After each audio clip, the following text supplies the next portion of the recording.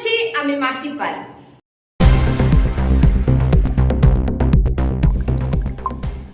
শিরিশপুর জিপির অন্তর্গত বালিখান্দি চা বাগান এলাকায় অলৌকিকভাবে মহাপ্রভু গৌরাঙ্গ ঠাকুরের মূর্তি মাটি থেকে বের হওয়ায় ঘটনায় এলাকায় তীব্র চাঞ্চল্যের সৃষ্টি হয়েছে। ঘটনার বিবরণে জানা গেছে যে বুধবার মকর সংক্রান্তির রথযাত্রার সময় বালিখান্দি এলাকায় এই অলৌকিক ঘটনা পরিলক্ষিত হয়। এই উপলক্ষে আজ শিরিশপুর বাগানে আয়োজিত এক সাংবাদিক সম্মেলনে আলগাপুর ব্লকের সহসভানেত্রী পিঙ্কি নুনিয়ার প্রতিনিধি বলিরাম নুনিয়া ও শিরিশপুর জিপির ৬ নং গ্রুপ মেম্বার পিকলু পাল জানান যে বুধবার আনুমানিক ৩:৩০টার সময় মকর সংক্রান্তি উপলক্ষে যখন বালিকান্দি নাচঘর থেকে রথযাত্রা বের হয়ে বালিকান্দি পিএইচির নিকটে আসার পর হঠাৎই রথের উপর থেকে নাচঘর মন্দিরের পুরোহিত লক্ষ্মীপ্রসাদ বৈষ্ণব অসুস্থতা বোধ করলে তাকে রথ থেকে নিচে নামানোর পর তিনি একটি জায়গা দেখিয়ে দেন। সেখানে মাটি করে গৌরাঙ্গ মহাপ্রভুর মূর্তি বের করার কথা বলেন। তারা আরো জানান যে বালিকান্দি চা বাগান নাচঘর মন্দিরের পুরোহিত লক্ষ্মীপ্রসাদ বৈষ্ণবের পূর্বে কয়েকবার তাদেরকে বলেছিলেন যে তিনি 2-3 মাস ধরে অনবরত স্বপ্নে মহাপ্রভু গৌরাঙ্গের ঠাকুরের মূর্তি এই এলাকার মাটির তলে আছে বলে জানতে পেরেছেন। এরপর পুরোহিত লক্ষ্মীপ্রসাদ বৈষ্ণব বলা মতে তারা তার দেখানো জায়গায় মাটি কুড়ার পর অলৌকিকভাবে গৌরাঙ্গ মহাপ্রভু ঠাকুরের মূর্তি বের করা হয়। বলিরাম বাবু এবং পিকলু বাবু আরো জানান যে এই গৌরাঙ্গ মহাপ্রভুর মূর্তি মাটি থেকে বের হওয়ার পর গৌরাঙ্গ মহাপ্রভুর মূর্তি দর্শনের জন্য কাতারে কাতারে লোক জমা হতে থাকে। এরপর হিন্দু ধর্মের রীতি অনুসারে গৌরাঙ্গ মহাপ্রভুর মূর্তিকে স্নান করিয়ে পবিত্রভাবে স্থানীয় এক সনাতনী ভাইয়ের ঠাকুর ঘরে রাখা আছে। পরবর্তীতে মূর্তিটিকে বালিকান্দির চা বাগান নাচঘর মন্দিরের মধ্যে প্রতিস্থাপন করা হবে।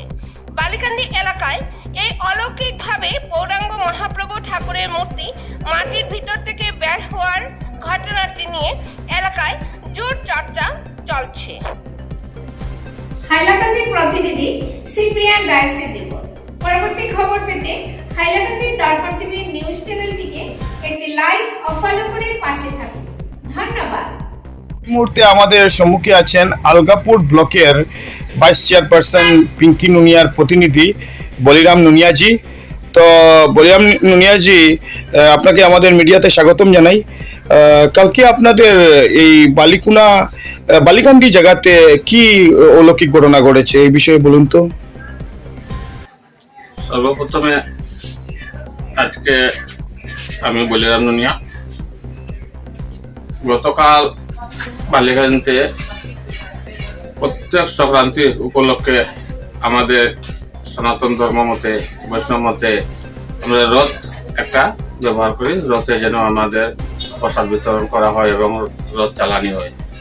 সেই রথের মাধ্যমে ওখানে বৈষ্ণব একজন ছিলেন, উনি এই রথকে নিয়ে পরিক্রমা করতেই প্রথমেতে উনি পরিক্রমা করে দিয়েছেন। ফেরার পথে হঠাৎ ওনার মস্তিষ্কে একটি এলোমেলো ভাবে করতেছিল। তখন উনি রথ থেকে ফাল মেরে মাটিতে পড়ে ওনার সঙ্গে বালিকান্দির মহিলা, যুবক এবং অনেক ছেলে মেয়েগুলা এই রথের মাধ্যমে ছিলেন।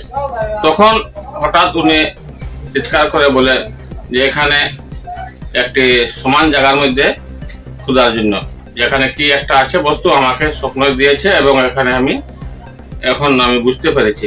তখন গ্রামের মানুষ এবং ওনাদের সঙ্গে যারা ছিলেন ওনারা কোদাল দিয়ে জায়গাটাকে গর্ত করা হয়। গর্ত করার পরে 2.5 ফুট বা 3 ফুট হবে, সেই জায়গা থেকে একটি মহাপ্রভুর মূর্তি আবিষ্কার হয়।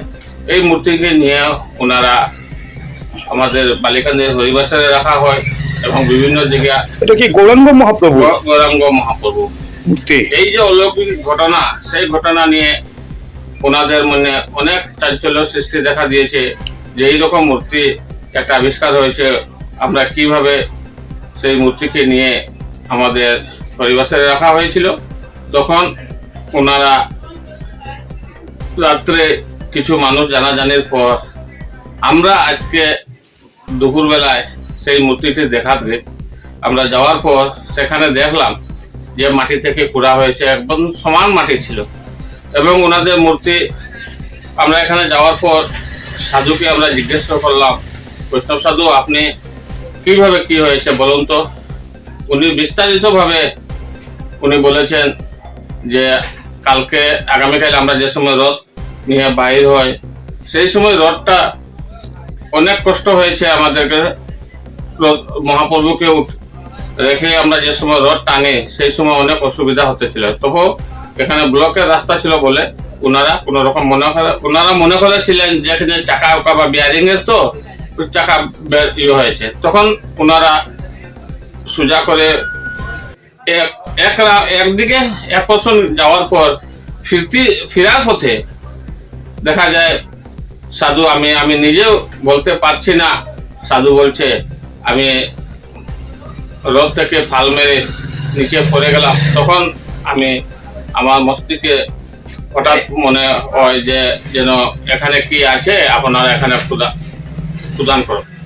ও তখন গিয়া সাধু থেকে আমরা বুঝতে পারলাম জিনিসটি। উনি আমাদেরকে আরো বিস্তারিত ভাবে বললো যে আমি আজকে 2-2.5 মাস থেকে একটি স্বপ্ন দেখছি যে আমাদের এখানে একটি মহাপ্রভু আছে। তো আছেন বলে 2-1 মানুষের সঙ্গে গল্পও করেছে। তো এরকম তো দেখা যায় নাই, কিন্তু কালকে অলৌকিক এক ঘটনা এখন প্রমাণ হয় যে এখানে গৌরাঙ্গ মহাপ্রভুর মূর্তি পাওয়া গেছে। আমরা স্বয়ং জায়গা গিয়ে দেখলাম এবং ওনারা কীর্তন করে মহাপ্রভুর ভোগ দিয়েছেন। সেই ভোগের প্রসাদ আমরাও খেয়ে আমরা ওখান থেকে আসলাম। তাই আমি আজকে মিডিয়ার মাধ্যমে এই জিনিসটি আরো বাড়ুক বা আরো মানুষে জানুক সেই সম্বন্ধে আমরা মিডিয়ার মাধ্যমে এটাকে আলোকপাত করতে চাইছি, আলোকপাত করছি। আচ্ছা, এখন বর্তমানে এই মূর্তিটি ওই জায়গা থেকে বালিকান্দিতে পাওয়া গেছে না? বালিকান্দি থেকে মাটি খুঁড়ে বের করা হয়েছে। এখন মূর্তিটিকে কোন জায়গায় স্থাপন করা হয়েছে? এখন স্থাপন তো হরিবাসরে রেখেছিল, কিন্তু ওনাকে তো ভোগ দিতে হয়, এর কারণে একটি ঠাকুর ঘরের মধ্যে নিয়ে আজকে ওখানে কোনো মন্দিরও রাখা হয়েছে না? না, মন্দিরে রাখা হয়েছিল, কিন্তু এখান থেকে ওনারা তো মন্দিরে খানি দেয় নাই ভোগ। স্নান করে ওনারা একটা বাড়ির ভিতরে নিয়ে একটা ঠাকুর ঘরে নিয়ে ওনারা স্নান করে এবং ওনাকে ভোগ দেওয়া হয়েছে। ওনাদেরকে আমি জিজ্ঞাসা করেছি যে এখন কি করা হবে, বলে না মূর্তিটা আমরা এই মন্দিরে নিয়ে রাখবো। ওখানে যে মন্দির আছে ওখানে কার মন্দির আছে? এখানে হরিবাসর আছে এবং দুর্গা মণ্ডপ আছে। দুর্গা মন্দির, দুর্গা মণ্ডপ, নাচঘর।